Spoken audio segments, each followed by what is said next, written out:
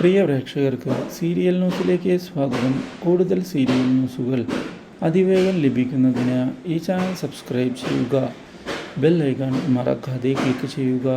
Video ഇഷ്ടമായി എങ്കിൽ like ചെയ്യാൻ മറക്കരുത്.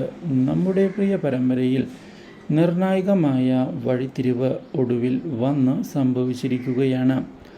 മണിക്കുട്ടിയെ കാണാനില്ല എന്നുള്ള കാര്യം അറിഞ്ഞതിനെ തുടർന്ന് ആകെ ഞെട്ടിപ്പോയിരിക്കുകയാണ് മുത്ത്.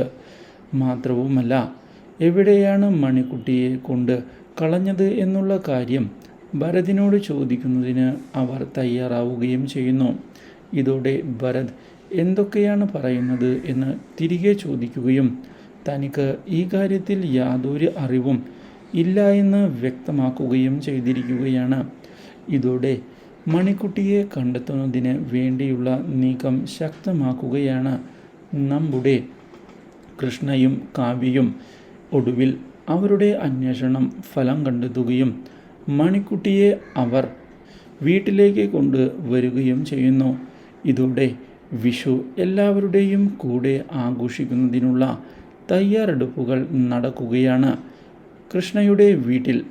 മണിക്കുട്ടിയോട് ഇതേ തുടർന്ന് മുത്ത് മണിക്കുട്ടി തൻ്റെ കൂടെയുള്ളപ്പോൾ തനിക്കും വളരെയധികം സന്തോഷം ഉണ്ട് എന്നുള്ള കാര്യം അറിയിക്കുകയും നല്ലൊരു വിഷു ഇതേ തുടർന്ന് കൃഷ്ണയും കുടുംബവും ആഘോഷിക്കുകയും ചെയ്തിരിക്കുകയാണ്.